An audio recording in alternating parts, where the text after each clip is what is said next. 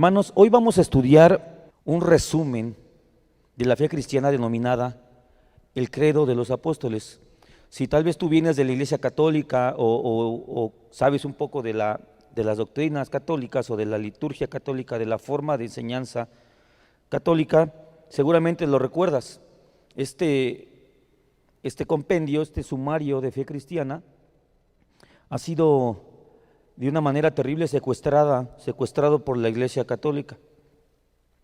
Y digo de manera terrible porque si notas hasta abajo del papelito que te repartieron viene una pequeña nota que consideré importante poner, porque este glorioso compendio doctrinal ha sido rebajado a un simple rezo, a una repetición vana, vacía, hueca, como si aportara algún tipo de beneficio solamente por su vana repetición, como buscando ganar un favor de parte de Dios.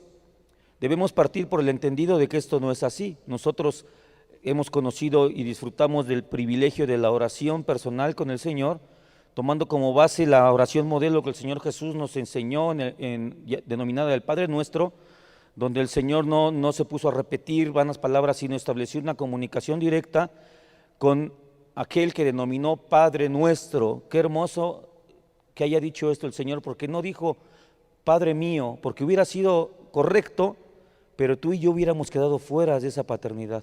Cuando el Señor Jesús nos enseña el Padre Nuestro, nos está comunicando la oportunidad de ser llamados hijos de Dios. Amén. Y es en esa libertad que nosotros podemos hablar al Señor. Y bueno, hermanos, como texto base, quisiera que abriéramos nuestra Biblia en el Evangelio de Marcos capítulo 9, versículo 24. Texto base y texto que nos da una idea acerca de cómo es que funciona. Hoy tengo como propósito, hermanos, hacer un panorama muy amplio, o como se dijera comúnmente o coloquialmente, un vuelo de pájaros sobre este credo. De verdad que cada uno de los, ni siquiera cada una de las oraciones, de las frases, sino incluso en algunas palabras, podemos pasar varias sesiones completas, porque este es un compendio doctrinal que ahorita vamos a desarrollar, repito, a vuelo de pájaro, de una manera que podamos aprender qué es rescatarlo en nuestra vida práctica, y después, si Dios desea así, provocarte a ti a que te sumerjas en el estudio de Amén. Dice la palabra del Señor en el Evangelio de Marcos capítulo 9, versículo 24. Desde el 23 leamos. Jesús le dijo: si puedes creer, al que cree, todo le es posible. E inmediatamente el padre del muchacho clamó y dijo: creo, ayuda mi incredulidad. Amén. Dios bendiga su palabra. Es muy importante este texto, hermanos, porque al parecer, si uno lo lee así de una manera superficial, parece una contradicción la que este hombre está diciendo. Parece una contradicción ante la pregunta del Señor de si él tiene fe, si él cree. Dice creo, sin embargo inmediatamente después dice ayúdame en mi incredulidad, o ayuda a mi incredulidad, dependiendo de la versión que tengas. Y a veces interpretamos nosotros como seres humanos la palabra incredulidad como una total y absoluta falta de fe o falta de creer en algo. Sin embargo, esto no es totalmente cierto. La gente tiene fe y cree en muchas cosas. Escuchamos una palabra, una frase muy popular y que escuchamos todo el tiempo, es la palabra yo creo.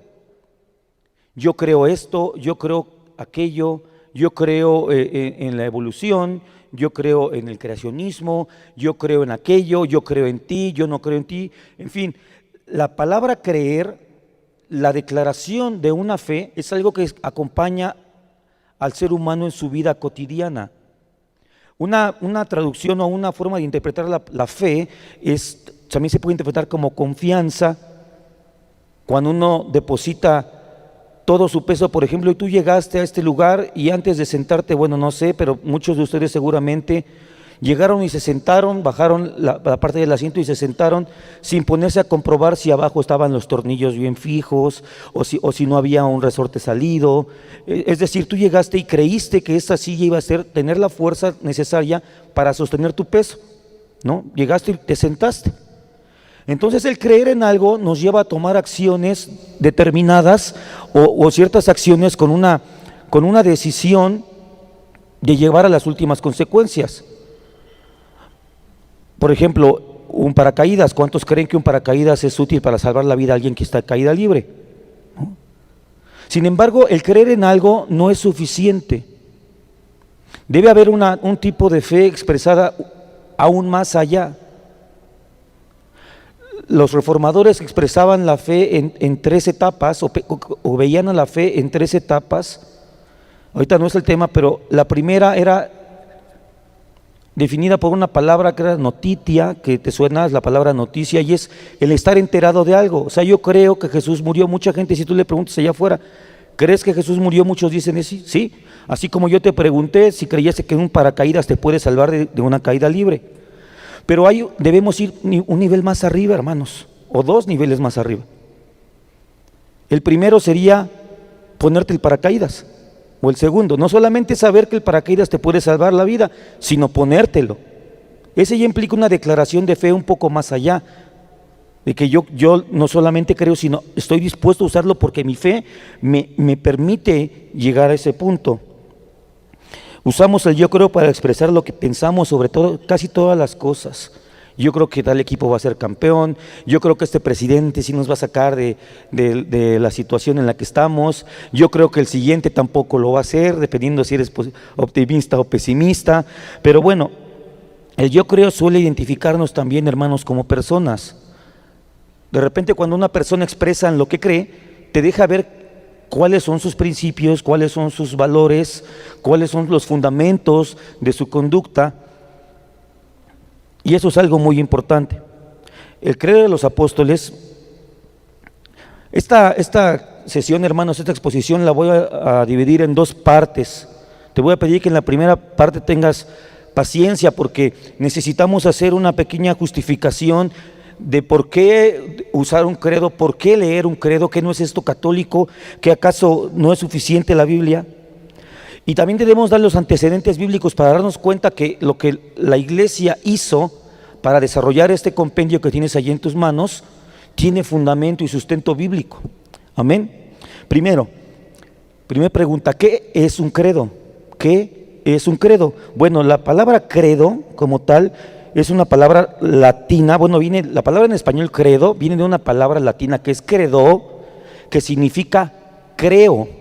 Es decir, el credo es decir, yo creo, es en lo que nosotros creemos. Ese es un credo. Este tipo no solamente es la declaración de lo que creemos, sino es de una manera, se debe expresar o es expresado de una manera resumida, de una manera sintética. Es decir, que la sintetizas. Esto es algo que ocupamos, como decíamos, el yo creo, esto yo creo aquello es algo muy común. Por eso decía que este canto que acabamos de cantar nos sirve de ejemplo, porque es una síntesis de lo que creemos como iglesia. Por ejemplo, voy a poner un ejemplo práctico, ya como cristianos, hablando de nuestra fe. Yo quiero pensar que cuando tú tienes un contacto con una persona que no es cristiana y que de repente hay una oportunidad de compartirle el evangelio, yo no creo que lo que tú hagas sea sacar tu Biblia y que él te diga, oye, explícame el evangelio, y tú digas, bueno, permíteme, vamos a Génesis 1. Y vas a empezar a desarrollarla hasta llegar a Apocalipsis. Porque eso sería algo muy, muy tardado. Si tienes una persona y un contacto con alguien que tienes 15 minutos, 20 minutos para dejar la semilla del evangelio en él, lo que vas a decir es, ¿sabes qué? El hombre cayó, estamos podridos sin el Señor, no tenemos esperanza, somos reos de muerte, pero el Dios eterno hizo un plan para redimirnos. ¿Por qué? Porque le plació, mandó a Cristo, murió por nosotros, resucitó, ascendió al Padre, está en su trono, viene por nosotros para llevarnos. Hoy te lo dije en un minuto. Pero lo que estás haciendo es hacer un resumen de tu fe cristiana. El apóstol Pedro en su primera carta, nos dice que estemos preparados para presentar defensa cuando nos sea requerida defensa de nuestro evangelio. Creo yo que esta es una de las maneras fundamentales o principales para poder hacer esto. Porque ¿quién podría tener en la memoria todos los textos, hablando del tipo de apologética que es la evidencial, que tener en la mente todos los pasajes o todos los argumentos arqueológicos para poder defender nuestra fe en un momento o dar razón de nuestra fe? Debemos tener en la mente una síntesis, debemos tener en nuestra mente ideas centrales, profundas, doctrinas centrales del Evangelio. Entonces, ese es un credo. Pero ¿para qué un credo, hermano? ¿O por qué necesitamos o por qué es importante tener un credo? Existen preguntas que son necesarias e inevitables cuando nos planteamos esto. Digo necesarias porque no podemos nosotros adoptar una postura ante un texto que hable de Dios sin someterlo a un escrutinio bíblico. Estas preguntas pueden ser: ¿en verdad son necesarios los credos? ¿No es la Biblia suficiente para hacer mi credo? ¿Por qué declarar lo que la Biblia ya enseña? O sea, ¿por qué tengo que declararlo? Con ayuda del Señor vamos a ir respondiendo a estas preguntas. Amén. Punto número 1, como respuesta a estas preguntas: los credos son bíblicos. Éxodo 20 del 1 al 21, comienza el Señor después de la caída del hombre, del gobierno directo de Dios, de esta teocracia perfecta, de esta relación en la cual el hombre y Dios convivían sin necesidad de una legislación expresa, aunque sí existían leyes en el Edén. Una ley o una norma que el Señor estableció en el Edén es no comer del árbol, porque habrían consecuencias. Eso constituye una ley, una norma que tiene una consecuencia. Pero el Señor nos regala los 10 mandamientos, el famoso decálogo de Moisés. Dios comienza la etapa del gobierno dándonos un compendio de fe, norma y conducta. Los 10 mandamientos nos dejan ver lo que Dios dispuso para su pueblo como credo o creencia. ¿Por qué digo y sostengo que los 10 mandamientos que comienzan primero con negaciones, son negaciones? Los primeros, bastantes de ellos, los primeros 3 y los últimos son negaciones, y lo que no son negaciones son instrucciones directas. ¿Por qué podemos decir que estas son un compendio de fe, norma y conducta que Dios dio a su iglesia? Bueno, porque cuando el Señor dice, no matarás, lo que está diciendo es que el Señor considera, que Él cree y quiere que su pueblo piense de la manera siguiente: que la vida humana es valiosa, que es malo tomar la vida de alguien. Cuando dice no robarás, el Señor está diciendo: yo quiero que ustedes se comporten de una manera consecuente a su creencia de que tomar las cosas que no nos pertenecen es un pecado, está mal. Entonces, cada uno de estos puntos, hermanos, nos dejan ver algo acerca del carácter de Dios. El Señor respeta la vida, el Señor considera la vida humana, el Señor considera la propiedad privada, el Señor está en contra de la mentira, Él es un Dios veraz. ¿Te das cuenta cómo esto nos empieza a dejar ver? Como decíamos, que cuando uno confiesa su fe y dice en lo que creemos, habla de nuestro carácter, habla de quiénes somos. Si tú le preguntas a alguien, ¿tú crees en la monogamia? Y te dice, no, yo no creo en la monogamia, pues es evidente que esta persona, si tú te llegases a casar con él o con ella, pues no va a respetar el pacto matrimonial contigo. O sea, y no es personal, simplemente él así cree, él así piensa. Ese es un ejemplo.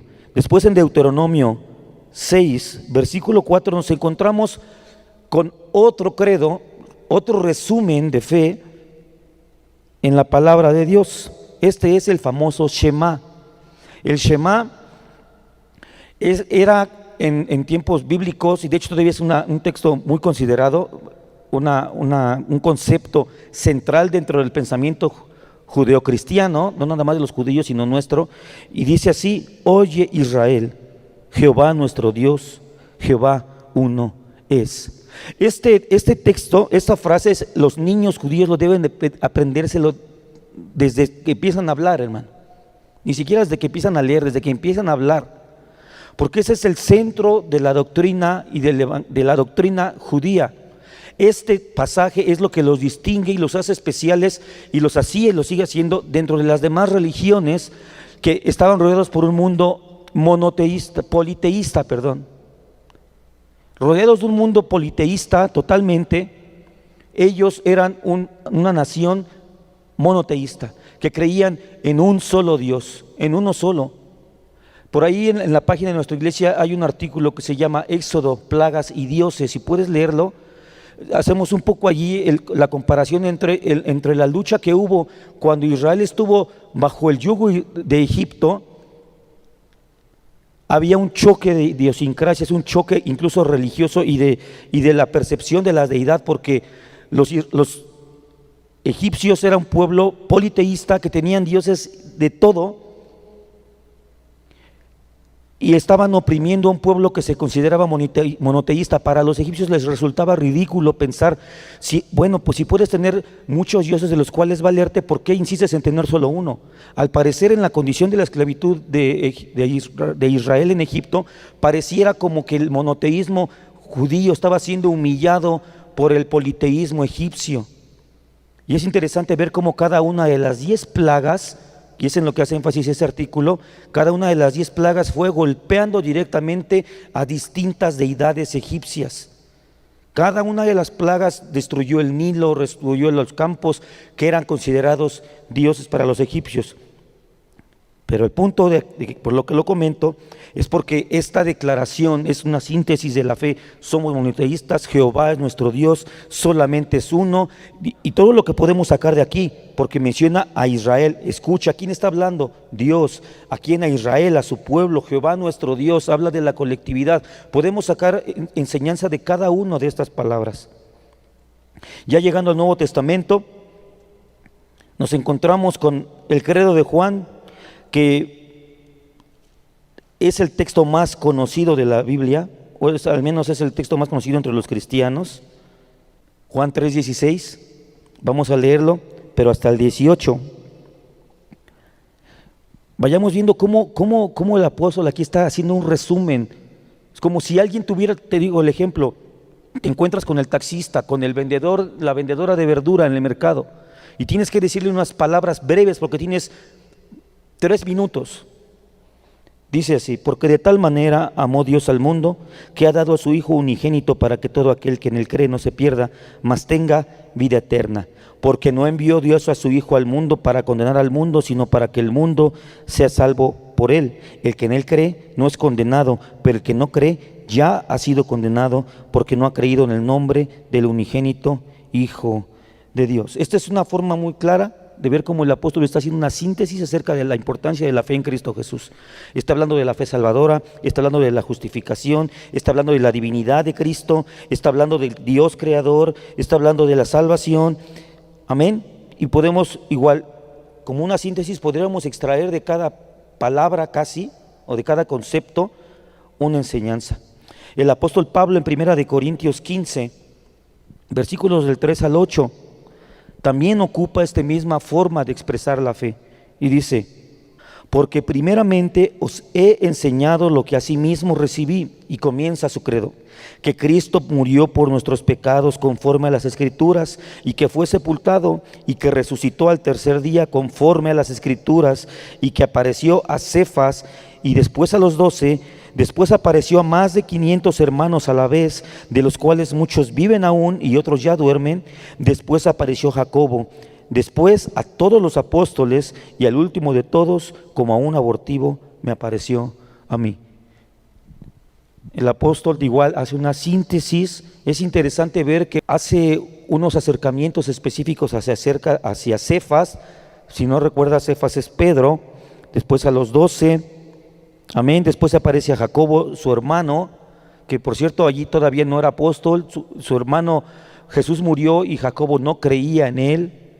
Imagínate la impresión, ¿no?, de Jacobo al ver a que consideraba a su hermano resucitado. Es por eso que en la carta de Santiago, porque dependiendo de la traducción de Santiago o Jacobo, pero es el mismo, él no se presenta como hermano de Jesús, se presenta como siervo de Jesucristo ante la revelación de este Dios en Cristo. Amén. Una vez más el apóstol en 1 Timoteo 3, del 14 al 16 dice: esto te escribo, aunque tengo la esperanza de ir a verte pronto, para que si tardo, sepas cómo debes conducirte en la casa de Dios, que es la iglesia del Dios viviente, columna y baluarte de la verdad.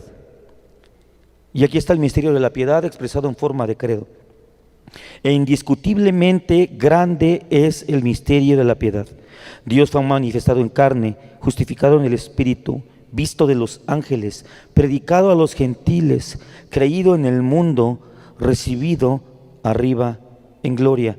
Es bien interesante que esta parte, no sé si en tu Biblia, dependiendo de la edición que tengas, pero date cuenta que no aparece, el misterio de la piedad no aparece escrito en forma de prosa.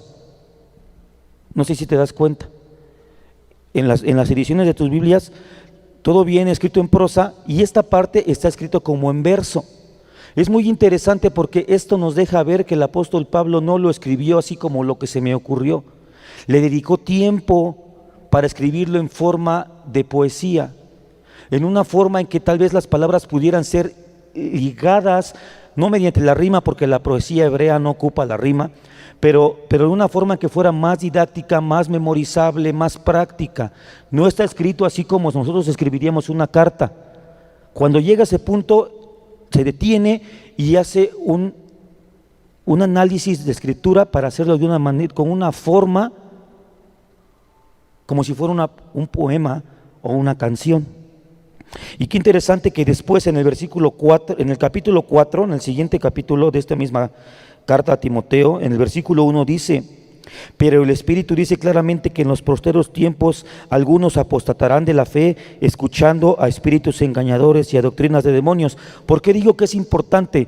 Porque justo después de que él hace una síntesis de su evangelio, del evangelio que él predicaba a través del misterio de la piedad, hace alusión directa a las herejías y a las enseñanzas de demonios y de espíritus engañadores. Y esto nos empieza a dejar ver uno de los propósitos por los cuales los credos son importantes.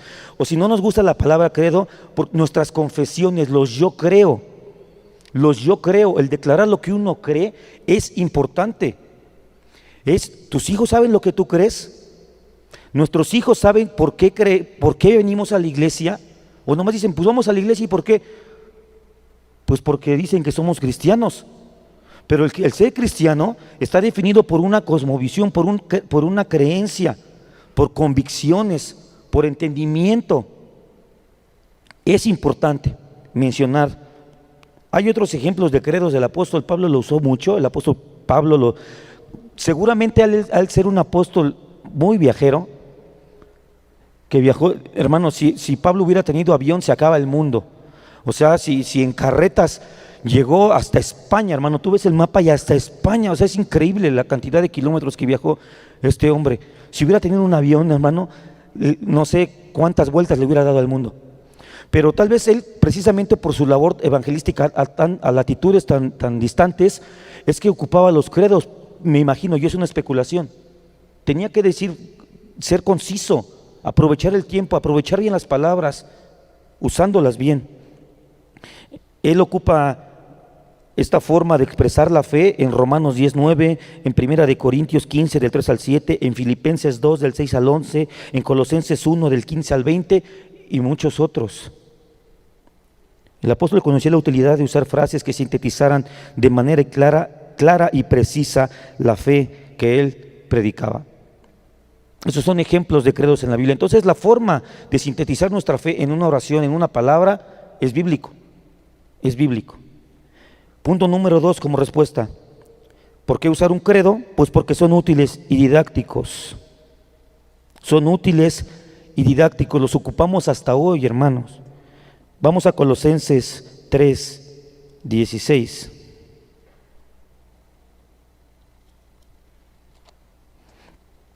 Colosenses 3, versículo 16 dice: la palabra de Cristo more en abundancia en vosotros, enseñándoos y exhortándoos unos a otros en toda sabiduría. Y qué interesante, hagamos una pausa aquí. Primero no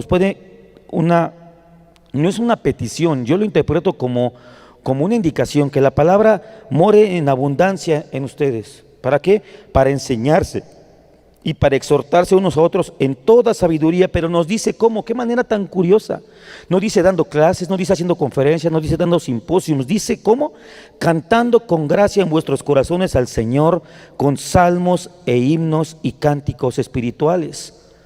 Qué interesante que el apóstol nos dice que una forma de enseñarnos y exhortarnos entre nosotros es usando la forma canción.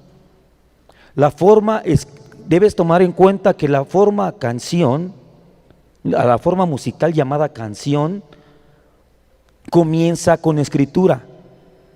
Una canción comienza por ser escrita, al igual que lo hizo el apóstol en Timoteo, que en el misterio de la piedad toma un tiempo para darle una estructura, darle una rítmica a su texto. Nos dice que usemos la forma canción para exhortarnos y enseñarnos entre nosotros. Y insisto, una canción primero es escrita. La canción, una vez más me vuelvo a apoyar en la canción que cantamos justo antes de empezar esta exposición. Es una forma de enseñar. ¿Cuántos de nosotros no hemos aprendido doctrina a través de una canción, a través de un himno? Yo recuerdo, yo me sé los nombres de los apóstoles por una canción infantil que aprendí de niño. No sé si el Pedro, Andrés, Jacobo y su hermano Juan, Felipe, Tomás y Tadeo también, el hijo de Alfeo, Tadeo, Simón, Judas Iscariote y Bartolomé. Y han pasado más de 30 años y todavía la recuerdo.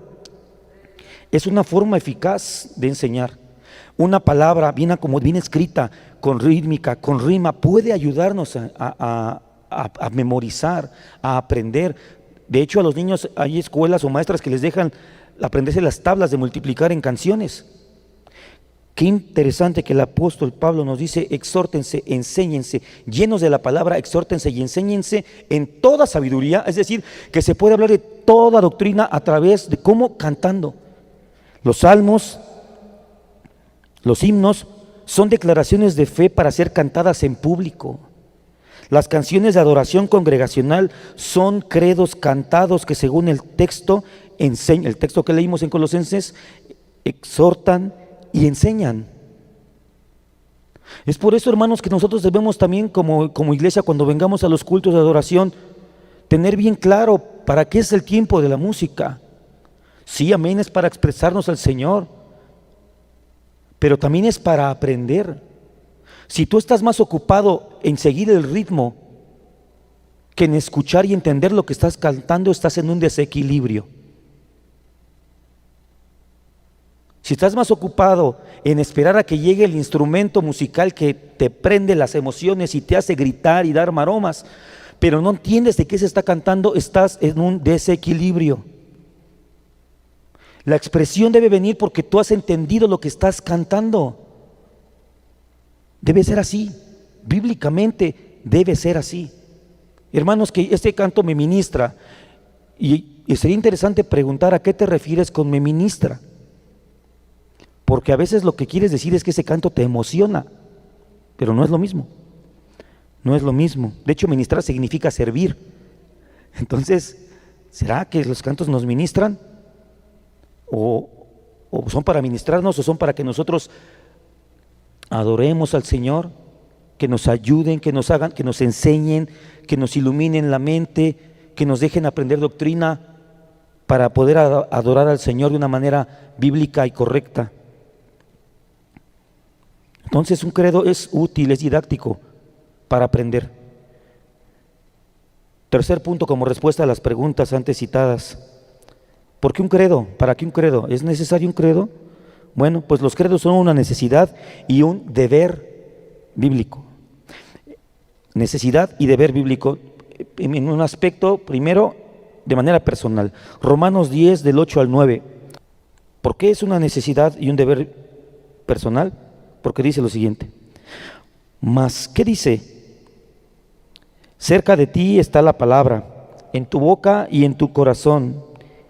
Fíjate que una vez más, igual que en Colosenses, el apóstol Pablo dice: primero nos deja ver que la palabra debe estar en nuestro corazón, cerca de nosotros, en nuestra boca y en nuestro corazón. Ese es el punto de partida, porque un credo sin estos puntos, hermanos, se vuelve lo que la Iglesia Católica le ha hecho a este credo apostólico. Lo vuelves un rezo. Si no está primero es en tu corazón. Y dice interesante: en tu boca. Dice la parte B del versículo 8: esta es la palabra de fe que predicamos, que si confesares con tu boca que Jesús es el Señor y creyeres en tu corazón que Dios le levantó de los muertos, serás salvo. Es necesaria la confesión. Es necesaria la verbalización de nuestra fe. Y cuando dice confesar, hermano, no me refiero a esta mala interpretación de la llamada oración del pecador, que una persona hace 30 años en un culto, cuando tenía 15 años, pasó al frente emocionado y dijo unas palabras que le dijeron que repitiera, y entonces él dijo: yo ya soy cristiano, ya soy salvo. No es así. ¿Por qué? Porque ese muchacho de 15 años, es muy probable por su edad, es probable, puede haber excepciones, es probable que no tenga previamente la palabra del Señor en su corazón, no esté aún morando abundantemente en él la palabra del Señor. Es por eso que hay gente que piensa que es cristiana y que es salva porque hace 40 años hizo una oración, aunque vive como el diablo hoy. Eso no es así. Debe haber una continua confesión. Eso es otro tema acerca de la confesión, porque está un verbo en voz activa. El confesar es algo que debe estar con todo el tiempo, todo el tiempo. ¿Cuál es lo opuesto a la confesión? La negación. Y si tomamos como parámetro de cómo se manifestó la negación del apóstol Pedro, tal vez la más famosa de todas las negaciones, ¿él cuántas veces negó al Señor? 3. 3 veces le preguntaron y 3 veces lo negó. Es decir, que la negación fue constituida por un acto que se dio en 3 ocasiones, no solo en una. ¿Por qué esperamos que nuestra confesión deba ser solamente una? No, lo único que es de una vez y para siempre es el sacrificio del Señor. De ahí nosotros tenemos que estar caminando, y cada vez que se nos pida defensa de nuestro evangelio, estemos preparados para darla. Eso es confesar al Señor. Hubo una compañía de soldados romanos que se llamaba, me parece, si no mal no recuerdo, la Italiana, que por ahí del primer siglo sus soldados eran cristianos, y le exigieron a todos los soldados que hicieran los ritos de adoración a César. Esta compañía se negó, y lo que hizo César fue decir: bueno, los voy a diezmar, y de ahí se estableció un castigo que era la decimatio, que era diezmar. Por eso se ocupa ahí. Ese equipo quedó muy diezmado, ¿sí? Como disminuido. Pasó a uno de cada 10 de esa compañía, los pasó de frente y los degolló. Y les dijo a los siguientes: ¿vas a adorar al César? Y los siguientes dijeron: no, y los degolló. Y pasó después otra vez, los volvió a diezmar, y a uno de cada 10 los volvió a pasar al frente: ¿vas a adorar a César? Y dijeron: no, y los degolló. Así acabó con toda la compañía. Eso es confesar al Señor. Eso es confesar al Señor. Que Dios nos ayude. Que Dios nos ayude. Es una necesidad y un deber bíblico y personal, pero también tiene una connotación colectiva, es decir, congregacional. Vamos a 1 de Timoteo 3, versículo 14.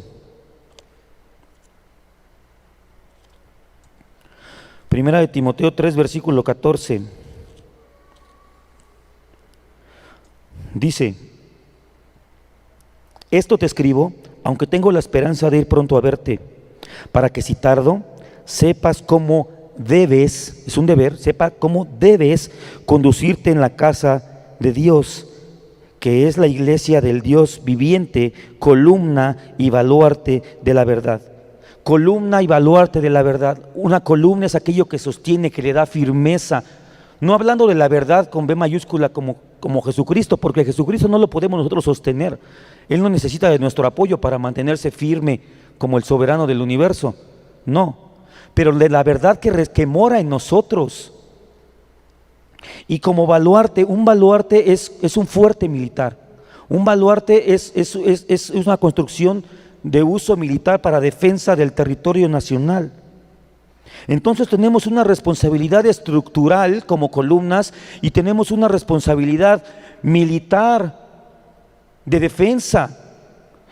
Esto es muy importante, meditar en esas dos palabras, hermano, porque a veces nosotros nos limitamos. Bueno, aunque el mundo diga lo que diga y mis compañeros de trabajo están blasfemando contra mí o contra el Señor junto a mí, con que yo me mantenga firme en mi fe, estoy cumpliendo. No es verdad.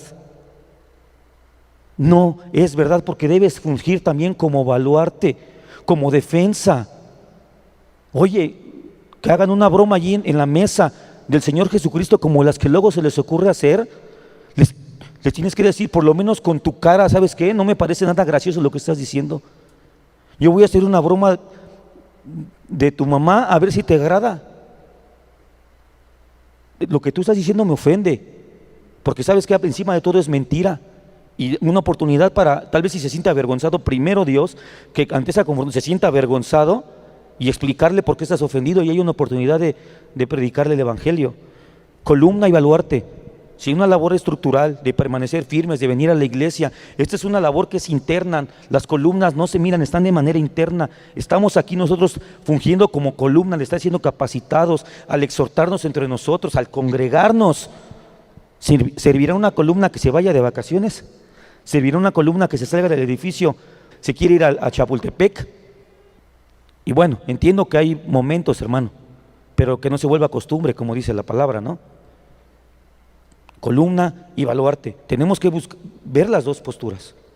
Nosotros firmes, yo sé quién creo, yo sé quién es mi Dios, yo sé por qué vengo a la iglesia, yo sé que debo batallar y luchar, pero también debo ser baluarte, defender a aquel que se levante a decir tonterías y blasfemias.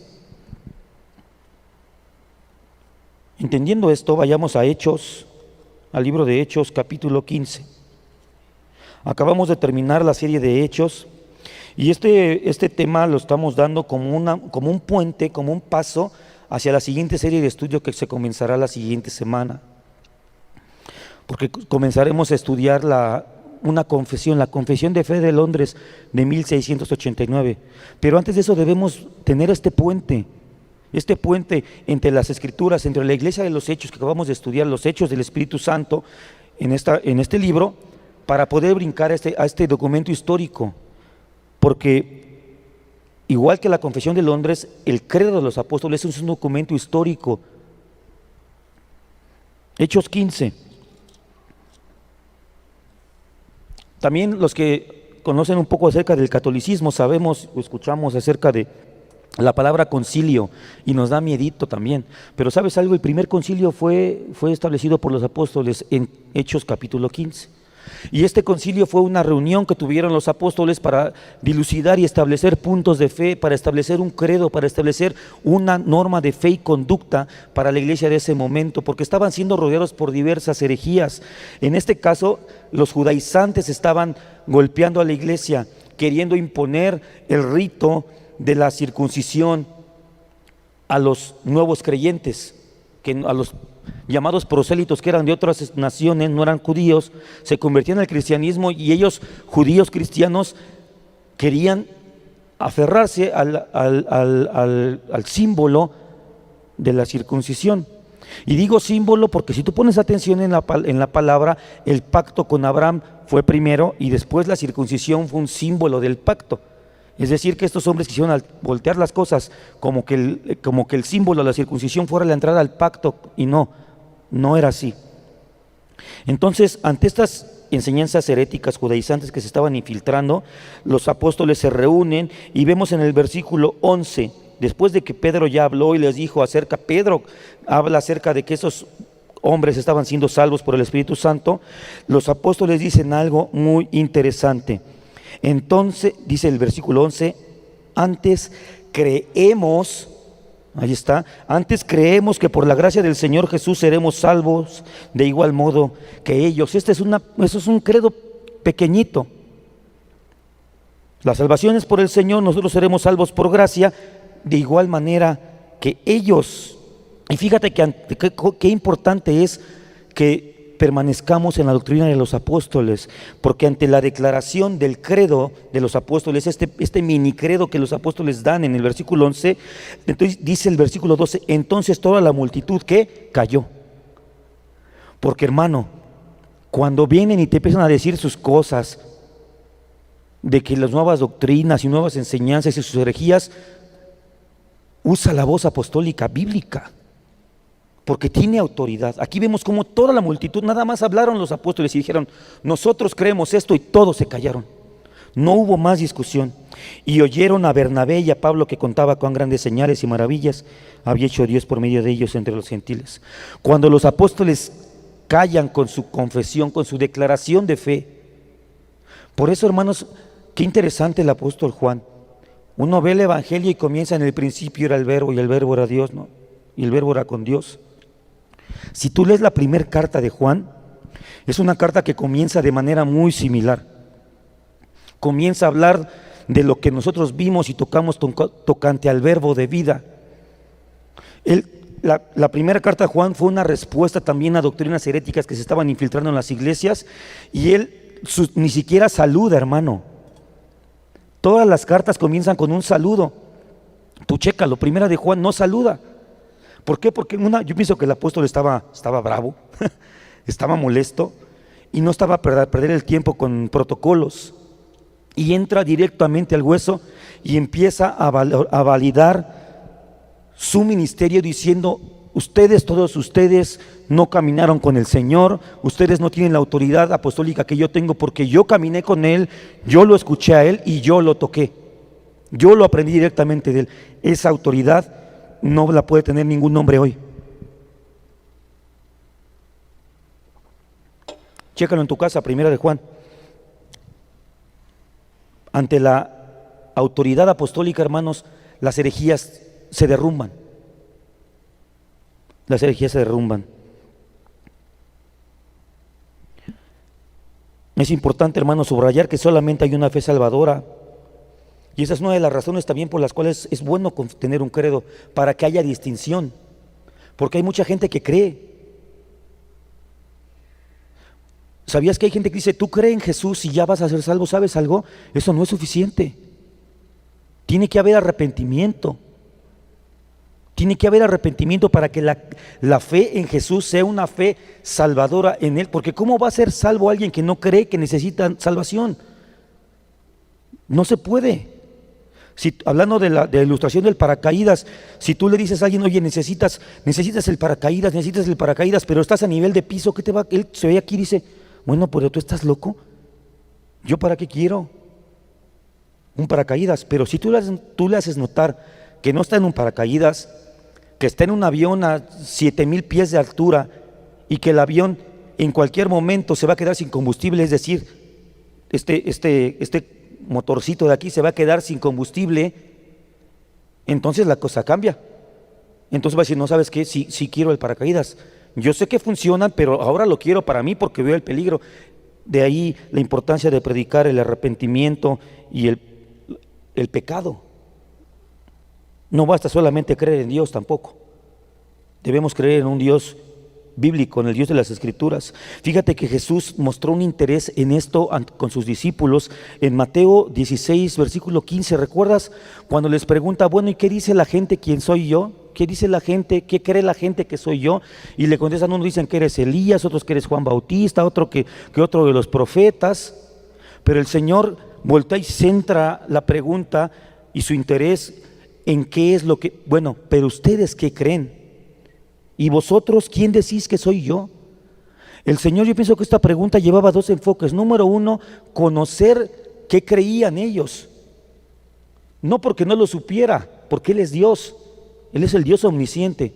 Pero llevarlos a la declaración verbal, a la confesión de su fe. Dice que solo uno, el pasaje dice que uno fue el que contestó. ¿Y qué dijo? Tú eres el Cristo, el Hijo del Dios viviente. Y el Señor dice: bienaventurado eres, Simón. Esto no te lo reveló carne ni sangre, sino mi Padre. Dejando ver que la confesión de nuestra fe es un distintivo del que es salvo. Porque así nadie puede decir Señor al Señor Jesucristo si no es por el Espíritu Santo. Entonces nadie que no tiene el Espíritu Santo puede decirle Señor genuinamente. Es por eso que es importante confesar lo que creemos. Hasta aquí la justificación y los antecedentes de por qué espero que no haya dudas.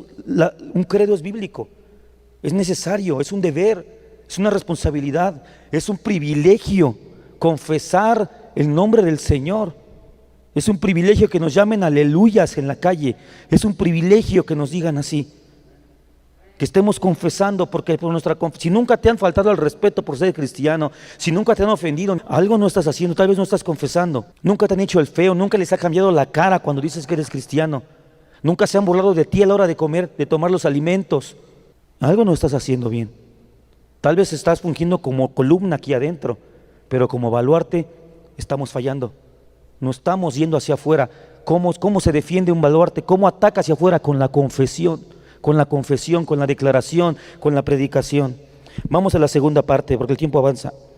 Vamos a ver con ayuda del Señor la fe y doctrina que está en el credo de los apóstoles. Primero, ya hablamos de qué es un credo, pero ¿qué es el credo de los apóstoles? Bueno, el credo de los apóstoles debe su nombre al hecho de que resume el contenido esencial de la fe apostólica.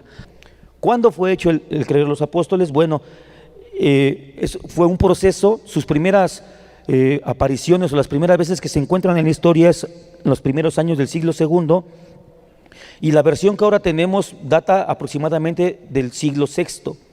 O sea que se construyó, por supuesto, desde los apóstoles hasta el siglo VI. Son 600 años más o menos de depuración. Esto también tiene que ver mucho por temas lingüísticos, hermano. El lenguaje ha cambiado, se tiene que adaptar. Y bueno, ¿quién es el autor? Muchos pensaron, por tiempo se creía que fueron los autores, los apóstoles mismos. Esto ahora ya se sabe y hay casi un consenso generalizado de que no fue así. Ha sido la iglesia la que los discípulos de los discípulos de los discípulos de los discípulos de los apóstoles han trasladado esta fe y la han mantenido en esta forma. ¿Cuál fue el motivo del credo de los apóstoles? Bueno, la defensa de la fe bíblica y la lucha en contra de las herejías, al igual que el primer concilio de Jerusalén en Hechos 15. En ese momento, hermanos, cuando se empezó a gestar el credo de los apóstoles, se pretendía atacar directamente o principalmente 4 herejías que estaban golpeando muy fuerte a la iglesia. Número 1, los ebonitas, que ellos decían que Jesús sí era el Salvador, el Mesías, pero no era Dios. Es decir, que un hombre puede salvar. Los marcionistas decían que Cristo era un demiurgo, es decir, un tipo semidios, una creación de Dios, pero muy elevada, pero igual que no era Dios. Los agnósticos hacen una distinción entre el Dios el Dios secreto, el Dios absconditus, le llamaban Deus absconditus, el Dios que está en luz inaccesible, y a Jehová lo hacían ver como un Dios maligno, que era el que hizo la creación. Entonces ese tipo de herejías se estaban metiendo. Los docetistas, ellos creían que Jesús tenía un cuerpo en apariencia, que era una especie de holograma, que no tenía un cuerpo físico, que era un espíritu. Por eso el apóstol Pablo después los reprende: todos los que niegan que Jesús vino en carne es el anticristo, porque esto es lo que se estaba moviendo. Pero vamos a ver. Hay una diferencia, hermanos, entre un credo, que es lo que estamos estudiando hoy, y una confesión de fe, que es lo que vamos a comenzar a estudiar la siguiente semana. Un credo es un resumen sintético, es un brevario, es un resumen de la fe. Y una confesión es un tratado en el cual se desarrollan distintos puntos doctrinales. Por cierto, ¿conoces la confesión de fe de tu iglesia? Entra a la página de nuestra iglesia donde dice: conócenos nuestra fe. Allí viene nuestra confesión. ¿Qué creemos? ¿Qué cree tu iglesia acerca de los ángeles? ¿Qué cree tu iglesia acerca de los demonios, del infierno, del diablo? Todos esos puntos. ¿Qué cree acerca de la Trinidad, acerca de la salvación? Consúltale, hermano. Debes saber dónde estás parado. ¿Qué tal que allí dice que nosotros adoramos a Miguel y a Gabriel y a Saciel y a todos esos?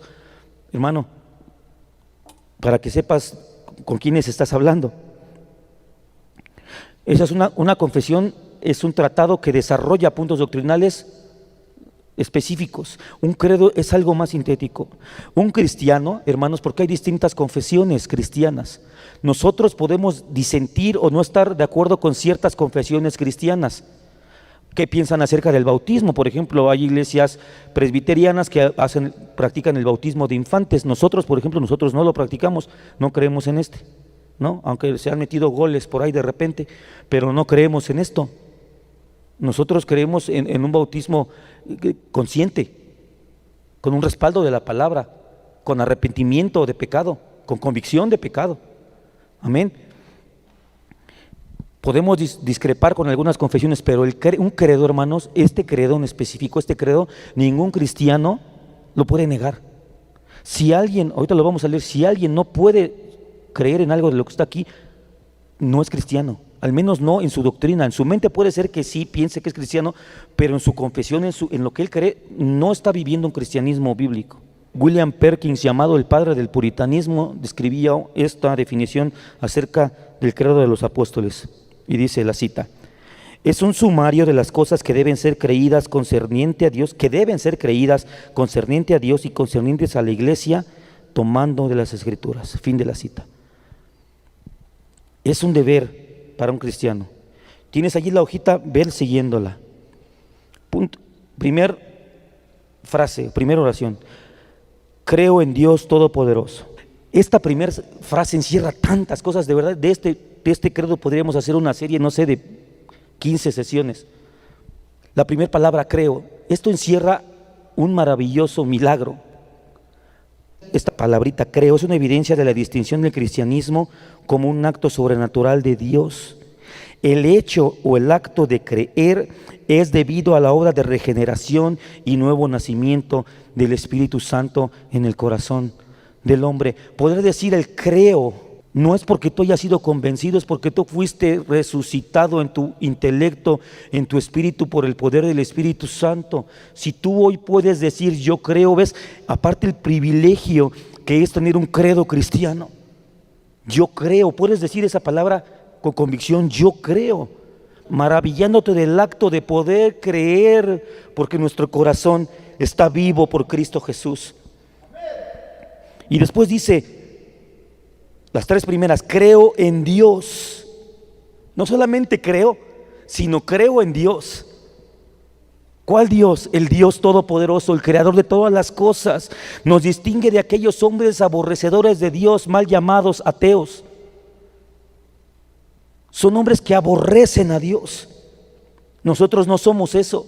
Creo en Dios Todopoderoso. Te está diciendo, yo no soy ateo, yo creo en Dios. ¿En cuál Dios? En el Todopoderoso, en el único Dios verdadero. Notemos que el primer creo es para la primera persona de la Trinidad. Vamos al segundo punto. Creador del cielo y de la tierra. Hebreos 11:3 dice: por la fe entendemos haber sido constituido el universo por la palabra de Dios, de modo de lo que se ve fue hecho de lo que no se veía. Aquí, hermanos, nosotros estamos diciendo somos creacionistas. A mí no me vengas con evolución.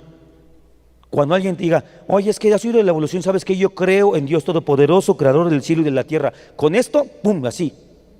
Te va a decir cosas, pero tu corazón puede repeler ese ataque. O si en tu mente te empiezan a bombardear en la escuela con ideas, con puras teorías, porque es lo único que tienen, puras teorías. Tú en tu mente, creo en Dios Todopoderoso, Creador del cielo y de la tierra. Y puede ser una forma de defensa. Tercer renglón, creo en Jesucristo. El segundo creo es para la segunda persona de la Trinidad, el Hijo. Jesucristo, y es interesante que por eso digo que este credo fue bien pensado, hermanos, porque no, cada palabra tiene una razón de ser. No es Biblia, me refiero al texto, pero todo el contenido es bíblico. El credo no está en la Biblia, pero sí está en la Biblia, ¿sí me explico?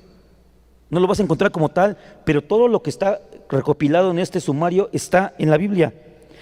Aquí la iglesia, el credo dice Jesucristo. Jesucristo, hermanos, no es el nombre del Verbo encarnado. Fíjate que mucha iglesia cristiana hoy piensa que el Verbo encarnado, ¿cómo se llama? Jesucristo. No es verdad. No es verdad. El nombre del Verbo encarnado es Jesús. Cristo es el título del Mesías. Entonces, cuando decimos creo en Jesucristo, estamos haciendo una declaración, es una declaración profundamente doctrinal y teológica. Es el nombre del Verbo encarnado, Jesús, más su título como el ungido.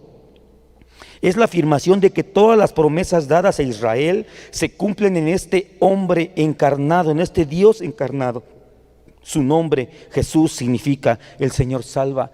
No solamente es Jesús un salvador, hay gente que se llama Jesús y no se puede salvar ni a él mismo. Lo que hace la distinción es que Él es Jesús, el Mesías, Jesús, el Cristo, Jesús, el ungido, el prometido desde el principio. Ese es nuestro Señor en quien creemos y confesamos. Cuarta línea, su Hijo, su único Hijo, nuestro Señor. Esta frase enfatiza la divinidad y el señorío del Señor Jesucristo. es hijo de Dios, es esencia divina, Él es Dios, es el Señor sobre todas las cosas. Quinto renglón, que fue concebido por obra y gracia del Espíritu Santo. Fíjate las doctrinas que vienen en esto, y nada más es así. No me dio más tiempo de extraer más, pero también hubiera sido mucho más extenso. Esto lo que dice es, enfatiza la encarnación sin participación humana, es decir, que Jesucristo en su esencia es purísimo, no hay contaminación en Él. No hay ninguna inclinación como la que nos atormenta a nosotros al pecado. Por eso anhelamos y queremos ser como Él es. Anhelamos esa libertad en Cristo. Que no haya nada que nos haga decantarnos hacia este asqueroso pecado que nos flagela el alma. Él es purísimo en su esencia. No hay nada que lo contamine. Y es interesante que hace el énfasis ese credo, porque no deja espacio a especulaciones de que Jesús era hijo del vecino y que no, lo dice claro, por obra y gracia del Espíritu Santo.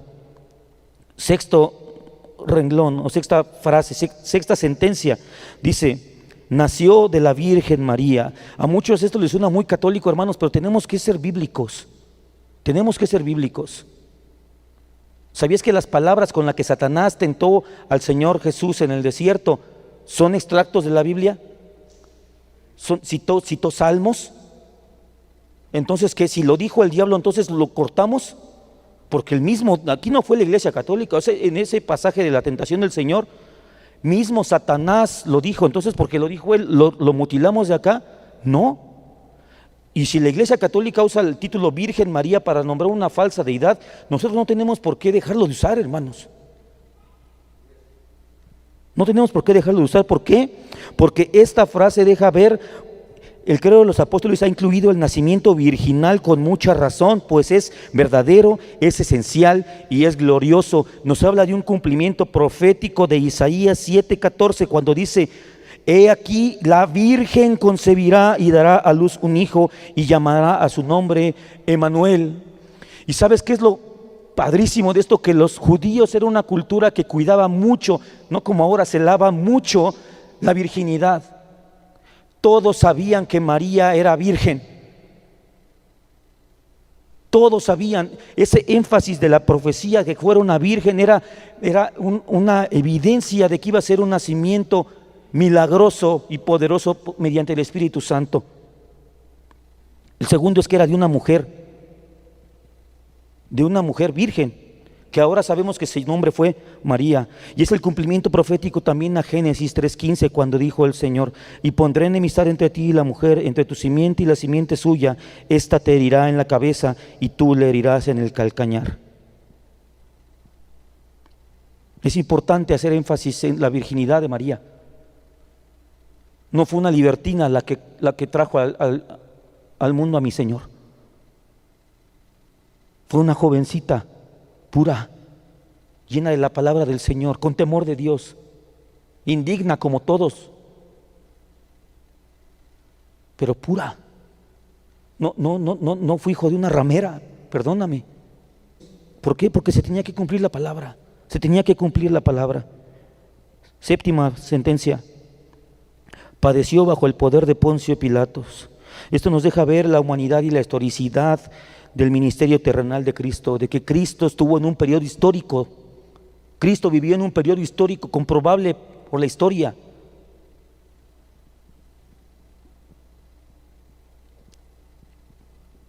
Si hubieran sabido quién era el Señor, las personas que llevaron a cabo la ejecución del Señor fueron incapaces de comprender la trascendencia de lo que hicieron.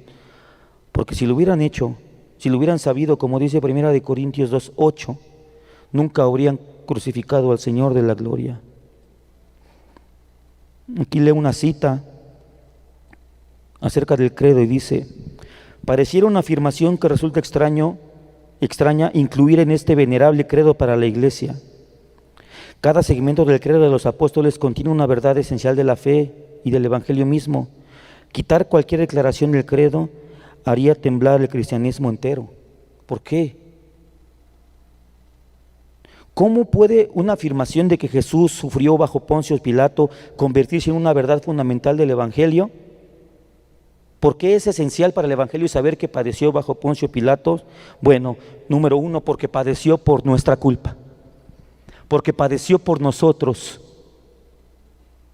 porque Él pagó legalmente bajo un régimen humano la deuda que tú y yo teníamos, que a nosotros nos correspondía.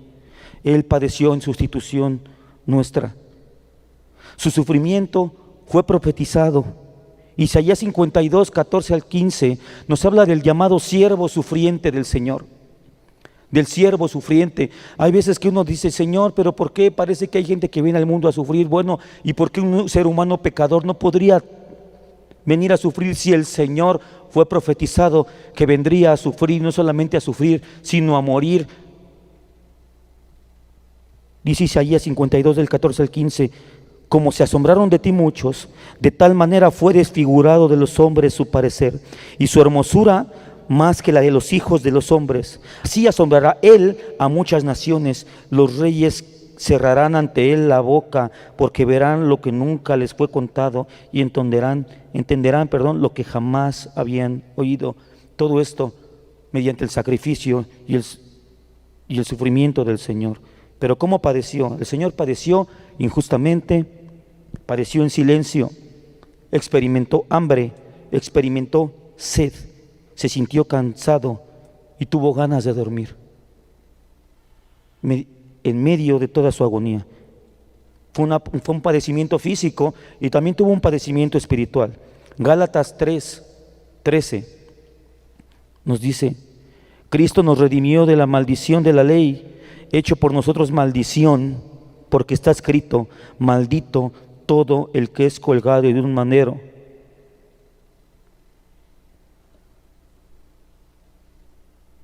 Fue hecho maldición por nosotros. ¿Pero maldición de quién? ¿Del diablo? No tiene el poder. Fue hecho maldición de Dios. Nosotros cantamos y rogamos al Señor por una bendición, pero el único digno de recibir el beneplácito del Padre, como lo hizo en su bautismo, este es mi Hijo amado en quien me complazco, el único que fue digno, la única vez que esas palabras han sido pronunciadas con justicia, fue hecho maldición por nosotros, para que tú y yo podamos tener la bendición del Padre. Octava sentencia. Fue crucificado, muerto y sepultado. Estas tres palabras, crucificado, muerto y sepultado, cuentan la historia de la cruz en su poder y en su fuerza brutal. Es interesante, hermanos, que no solamente que hace énfasis en la forma de ejecución. La cruz era la más cruenta de las ejecuciones. También nos deja ver, hermanos, que no es posible aquellas teorías herejes de que Jesús no estaba muerto, que bajó vivo, que lo reanimaron. No, hermanos, los romanos eran expertos asesinando gente. La crucifixión estaba diseñada para destrozar todo el cuerpo humano, para reventar de hecho, la muerte, médicamente hablando, el Señor Jesús murió entre asfixia y porque le explotó el corazón. Por eso le salió agua con sangre de su costado. Literalmente estaba hecha para reventar al cuerpo humano. Nadie sobrevivía a la crucifixión, nadie. Para que se certificara, había quienes podían soportar más, pero nadie bajaba con vida, nadie.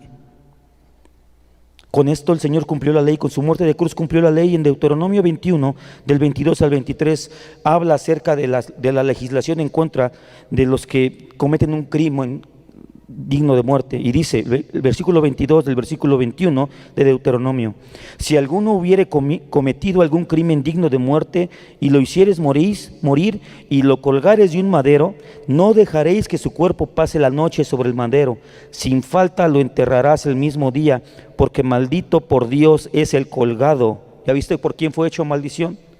¿Quién lo maldijo?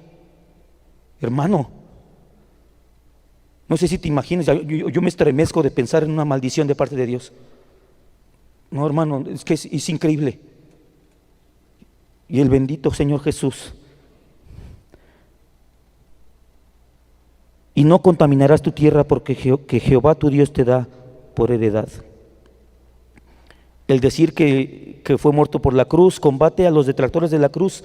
En Filipenses 3:18 el apóstol Pablo escribió: porque por ahí andan muchos, de los cuales os dije muchas veces, y aún ahora lo digo llorando, que son enemigos de la cruz de Cristo. ¿Por qué son enemigos de la cruz? Porque hay gente que se ofende con la cruz. Hay gente que te ve. Hay una película muy triste, una película afgana, que se llama La mujer que canta, y es una mujer cristiana en Afganistán. ¿Y sabes cuál fue su crimen? Traer una cruz en el cuello. Y es un drama terrible, terrible, porque la cruz provoca. La cruz, hay detractores de la cruz.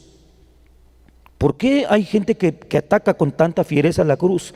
Bueno, número uno, porque sienten repugnancia por el sacrificio. Les parece, hermanos, que fue terrible lo que sucedió en la cruz. Un hombre se desangró desnudo, no tenía un trapito como lo pintan, porque para el judío la desnudez era la mayor de las vergüenzas. Ni tampoco fue puesto en la cúspide de una colina, así como una visión muy romántica. ¿Sabías que esa es una interpretación medieval de los pintores? Jesús fue crucificado en la ladera del monte de la Calavera, en un camino que era el paso a la ciudad de Jerusalén. De modo tal que por eso dice la palabra que los que pasaban le decían y le hablaban y le escupían y le injuriaban. Estaba desnudo el Señor, clavado a cierta altura al lado de un camino donde todos pasaban, y lo exhibieron como un trofeo. Lo exhibieron como, no sé ni qué palabra usar. Y los que pasaban se burlaban y le decían, por eso lo veían así. No estaba en la cima de un monte así, todo vacío y las tres crucecitas así. Esa es una interpretación artística medieval. El Señor fue crucificado como lo hacían los romanos al lado de los caminos, para que dejaran un escarmiento. ¿Les parece repugnante tanta sangre, tanta violencia? Pero sin derramamiento de sangre no hay remisión de pecados. Otros dicen que es maltrato infantil cósmico. ¿Quién puede amar a un Dios que mata a su propio hijo? Un ateo te podría preguntar: si mató a su hijo, ¿qué esperas que haga contigo? ¿No sería un argumento? Oye, si mató a su hijo, momento. Jesús dejó claro que Él colgó en la cruz no por abandono, sino por su propia voluntad y deseo. Yo soy el buen pastor su vida da por las ovejas. Juan 10:11. El cual por el gozo puesto delante de él sufrió la cruz, menospreciando lo oprobio, y se sentó a la diestra del trono de Dios. Él fue a la cruz, señores. Jesucristo es su hijo, pero no es inferior, Él es Dios. Y como Dios se levantó de entre los muertos, no es lo mismo yo decir voy a sacrificar a mi hija que no se va a poder levantar, a que si mi hija fuera todopoderosa y yo sé que se puede levantar. Es diferente. Él es Dios. Novena sentencia: descendió a los infiernos. Él pagó el precio total de una vez y para siempre de nuestros pecados. Hay 3 palabras en la Biblia completa que se traducen como infierno. En el hebreo, Seol; en el griego, Hades; y Gehenna. No nos vamos a meter ahorita en la polémica o en la controversia de que si fue porque el Gehenna es el lugar de tormento. El Hades es la región de los muertos. La región de los muertos es la que aparece en Lucas cuando habla del rico y Lázaro, que fueron los dos, dice, ambos fueron al Hades, y uno estaba en el seno de Abraham y otro estaba en el lugar de tormento, los dos en el Hades. No me voy a meter en el tema de que si Jesús fue al lugar de tormento o no, simplemente me limito a decir que el Señor descendió al Hades, porque es la palabra que aparece en la Biblia. Y con esto nos garantiza la promesa que le hizo a la iglesia en Mateo 16:18, cuando dijo: de cierto te digo que, ante la declaración de Pedro de que él era el Cristo, el Hijo del Dios viviente, le dijo: yo también te digo que tú eres Pedro, y sobre esta roca edificaré mi iglesia. Es decir, sobre la confesión. La iglesia está edificada sobre una confesión apostólica. Qué interesante, qué importante las confesiones. Y las puertas del Hades no prevalecerán contra ella. Lo que nos está diciendo es que así como yo bajé al Hades y pude volver a salir, ustedes van a poder resucitar. El Hades no los va a poder detener en la región de los muertos cuando venga el día del Señor. Yo he vencido a la muerte y van a poder salir. No significa esta interpretación neopentecostal de que los demonios los vamos a repeler y yo puedo ir hasta las puertas del Hades y en el supuesto trono del diablo. No. Lo que está diciendo es que van a resucitar. Yo tengo el poder para hacerlos resucitar. El Hades, la región de los muertos, no los podrá detener. Aleluya. 10ª sentencia. De verdad, cada punto podríamos ir haciendo un estudio maravilloso. Al tercer día resucitó. Esto viene concadenado con lo anterior. Al tercer día resucitó entre los muertos. Esto nos habla de la gloriosa resurrección de Jesucristo. Interesante el énfasis del tercer día. No tenía media hora muerto, no tenía 15 minutos muerto, no fue una reanimación artificial, no fue un RCP, tenía 3 días muerto y ahora vive. 11ª sentencia. Subió a los cielos y está sentado a la diestra de Dios Padre. Habla de la ascensión, esta gloriosa exaltación de Cristo desde la tierra hasta el mismo trono de Dios, desde donde reina con toda autoridad, justicia y dominio. Esta frase también nos habla de la realidad del cielo.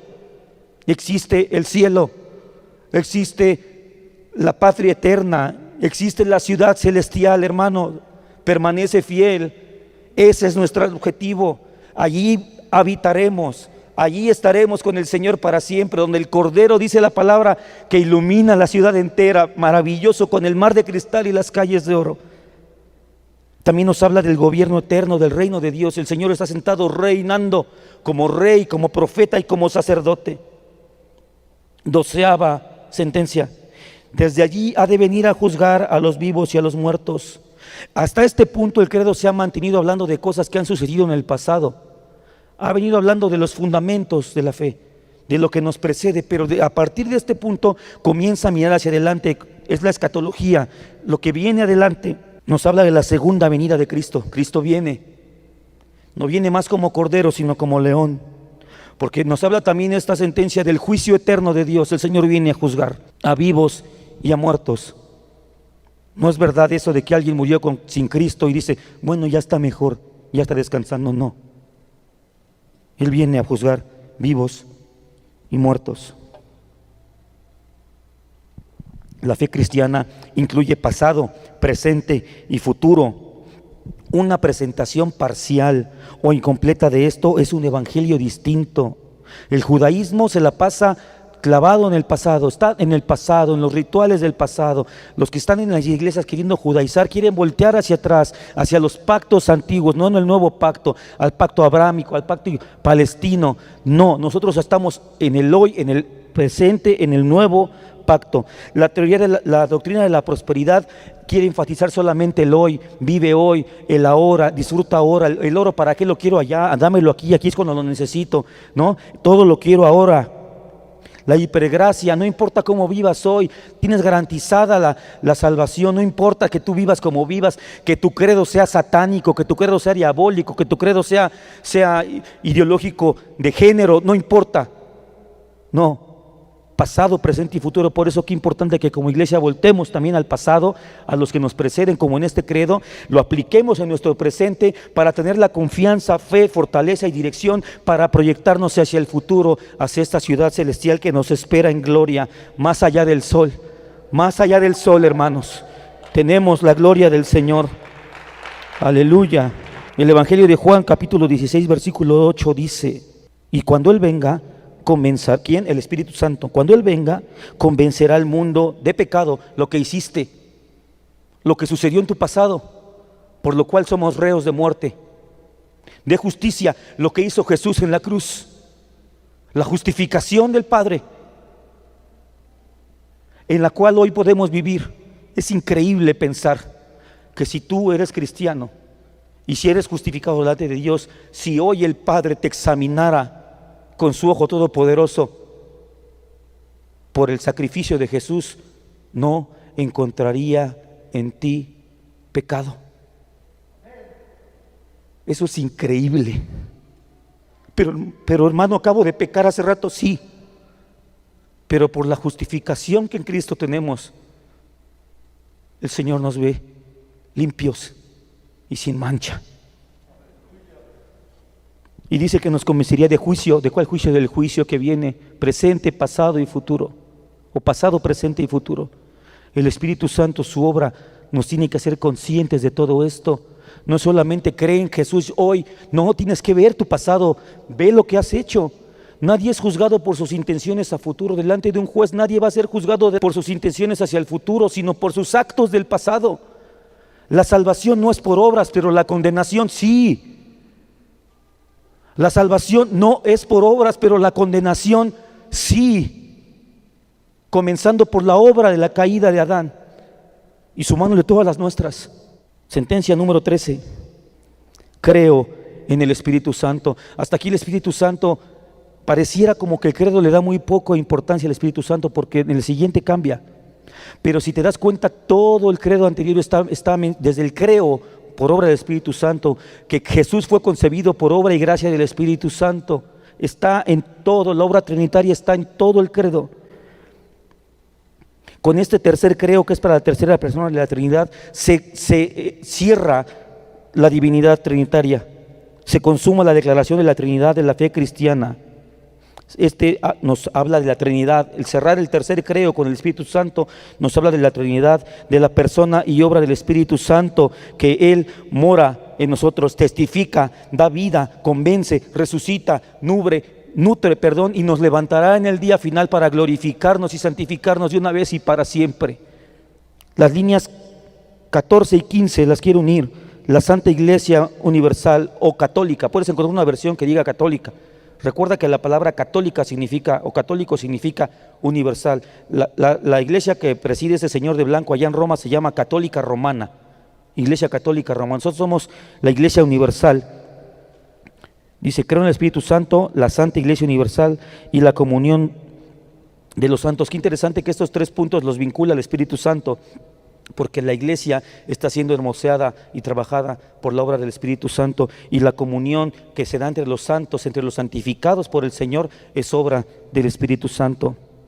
Es un credo que deriva de los apóstoles, pero no se limita a ellos, sino que nos incluye a todos nosotros, a la iglesia, a los llamados santos por el Señor. Habla de la iglesia, no de las iglesias o de una iglesia. La iglesia es una, es santa. Santa. Qué importante la predicación de la santidad en la iglesia, porque si la iglesia no es santa, no es la iglesia de Cristo. Si la iglesia no tiene como ambición, como objetivo, como centro de su lucha devocional la santidad, no es iglesia de Cristo. Por mucho que se cuelgue una cruz, por mucho que predique el nombre de Jesús, si no persigue la santidad como el objetivo máximo de su vida, no para ganarse la salvación, sino para agradecer a aquel que nos ha dado la salvación, para ser conforme a Él es, como Él nos dijo, sean santos porque yo soy santo, entonces no es iglesia cristiana. Si en el marco del no juzgues justificamos nuestros pecados, no es iglesia cristiana, no es la iglesia del Señor. Cuando el Señor le dijo a Pedro, yo también te digo que tú eres Pedro, y sobre esta roca edificaré mi iglesia. La iglesia está edificada, fíjate así, la iglesia está edificada sobre un credo por la verdad. Es decir, la verdad que es Jesucristo. Él es el que edifica la iglesia. Él dijo, yo edificaré mi iglesia. Es obra del Señor la iglesia, edificada sobre un fundamento de fe que los apóstoles declararon, lo que ellos vieron y oyeron. Frase 16. Creo en el perdón de los pecados. Nos habla de la justificación y la regeneración. Hermanos, si no creyéramos en eso, estamos en el hoyo. Porque sería creer en un Dios que nos salva, un Dios que no es omnipotente. Qué bendición. Por eso comienza el credo con el Todopoderoso. Enfatiza solamente uno de los atributos de Dios. Porque si Él fuera soberano, pero si no fuera todopoderoso, no podría salvarnos. Se necesita del todo poder de Dios para hacer esta obra perfecta de su iglesia y de nuestra restauración y de nuestra regeneración. Y cierra los últimos tres. La resurrección de los muertos. ¿Crees que has de resucitar? ¿Crees que lo que dice la palabra, que los que estemos vivos seremos levantados? Porque como dice Tesalonicenses, porque no quiero que ignores qué pasa sobre los que duermen. que en aquel día los que murieron en Cristo resucitarán primero y después los que estemos vivos seremos arrebatados y levantados en las nubes y seremos glorificados. ¿Para qué? Para la vida eterna. Y cierra el credo con un maravilloso amén. ¿Puedes decir amén a esto? Pero ¿qué aplicación práctica tenemos de todo esto? Porque no nada más, espero que esto te impulse a tratar de estudiar un poco más de cada uno de estos puntos. Es maravilloso. Volvamos al Shema, Deuteronomio 6. Uno de los principios, de los primeros, credos en la Biblia. El Señor nos deja saber para qué nos da su revelación de su persona, de su carácter y de la conducta que quiere que tengamos. ¿Para qué? O sea, ¿para qué saber esto? ¿De qué nos serviría que Dios se hubiera nada más exhibido como en un auto de exhibicionismo así simple, nada más? Véanme, ya me vieron qué bonitos son. Bueno, ahí nos vemos, quédense como están y nos vemos al rato del infierno, los voy a mandar a todos. No, el Señor se decidió revelarse a nosotros con un propósito de salvación y de redención. Deuteronomio 6, versículo 4 dice: Oye, Israel, Jehová nuestro Dios, Jehová uno es. Y después nos dice qué espera de nosotros ante su revelación. Y amarás a Jehová tu Dios de todo tu corazón y de toda tu alma y con todas tus fuerzas. Nadie puede hacer esto si Dios no se le ha revelado. Por eso, cuando nuestros hijos veamos que no se comportan así, no aman a Dios con todo su corazón, con toda su alma y con todas sus fuerzas, no se los quieras forzar a palos. Mejor preocúpate porque tengan un contacto con Dios, una revelación genuina del Señor. Y después le dice el Señor, fíjate, la aplicación práctica de un credo: y estas palabras que yo te mando hoy estarán sobre tu corazón. Una vez más, la palabra primero en el corazón.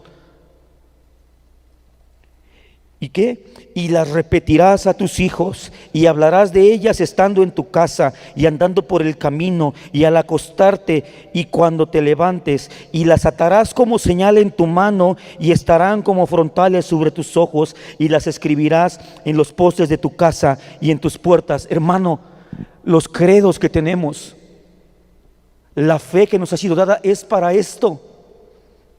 No es para crecer de una manera egoísta, nada más memorizar, y yo sé mucha doctrina, y yo sé que es expiación, y yo sé que es doble sustitución, y sé que es la imputación, y que es la vindicación, y todo lo que engloba la teoría de la doctrina, no teoría, la doctrina de la redención. ¿De qué nos va a servir eso? Es para edificación de los nuestros, para edificación de nuestros. Se las repetirás a tus hijos, y para repetírselas, hermano, las tienes que conocer tú. Y luego dicen que en todo tiempo, en tu casa, en el camino, al acostarte. Qué interesante que es al acostarte. Es una persona que tiene hijos. ¿A quién se las tienes que decir al acostarte? A tu esposa, a tu esposo. No lo último que te escuche decir es un reclamo, una queja. No. ¿Qué dice el Señor? ¿Cuál es nuestra fe? Eso es lo que tiene que acompañar nuestro dormir y nuestro despertar. Es decir, no vas a andar con tu hojita que te repartimos ahorita todo el tiempo, hermano, para que en el camino las vayas diciendo como los judíos interpretaron. Tiene que estar en tu corazón para que las expreses tú, que este credo se vuelva tu credo, nuestro credo. Este credo es nuestro, no es de los romanos. Este credo es de la iglesia, es nuestro. Defiéndelo. Pelea por él, pelea por la cruz, porque algo que no mencionamos de cuando dice la crucifixión es que la cruz es el símbolo de nuestra fe. La cruz nos ha identificado por siglos como cristianos. No renunciemos a ella. ¿Notas el versículo 8? ¿No te acuerdas dónde dice la palabra que serán sellados con el sello de la bestia? ¿Recuerdas? ¿Dónde dice? ¿En la mano? Y en la frente. Bueno, ¿cuál es el sello del Espíritu? Dice: y atarás como una señal en tu mano y estarán como frontales sobre tus ojos. No te preocupes, no vamos a entrar en el tema de que si es un sello físico, que si es un chip. La iglesia ha interpretado, primero era una marca de herraje como de animal, como de caballo, que iba a ser un tatuaje. después dijeron que iba a ser un código de barras, después que un chip, después, no sé. Pero lo que yo sí sé es que nosotros debemos estar marcados por nuestras confesiones de fe en nuestra mano y en nuestra frente desde mucho antes de que se imponga cualquier orden mundial. Si tú ya tienes ocupada tu mano y tu frente, no van a tener lugar donde sellarte, hermano. Yo nada más me pregunto y especulo, ¿puede un aparatito microscópico cambiar la predestinación de Dios? No. No descarto que haya una marca física, no lo sé. Pero hermano, atemos estas doctrinas, atemos la fe, atemos los credos, las confesiones bíblicas de fe. Y no quiero que se vuelva de esta frase, de este compendio, de este conjunto de palabras, un fetiche, hermano. Cuando digo que nos sellemos con el credo, me refiero a la doctrina bíblica, me refiero a las escrituras, me refiero a lo que Dios habla de sí mismo en su palabra. Que el Señor nos ayude, hermanos, a llevar nuestra fe más allá, como columnas, como baluarte de la verdad. Defendamos lo que es nuestro. Llévate esa hojita, revísala. Si puedes, memorízala. ¿Sabes algo? Martín Lutero decía que había 3 cosas que un niño a la edad de 10 años ya debía saber de memoria. ¿Sabes cuáles eran? Número 1, los 10 mandamientos. Número 2, el Padre Nuestro. Y número 3, el credo de los apóstoles. Aquí, hermanos, la pregunta sería, nosotros los padres, los adultos, ¿no sabemos alguno de estos? Hemos perdido mucho por pereza, por el pecado de la pereza. Allí no ha sido un demonio, no, ha sido nuestra pereza. Memoricemos las escrituras. Y si tú puedes enseñarle esto a tus hijos, este credo, no como un rezo, hermano, sino en cada punto irle explicando quién es, por qué, en cuál Dios, qué es creer, vas a ver frutos de bendición en tu familia. Cuando te acuestes, a levantarte andando por el camino. Amén.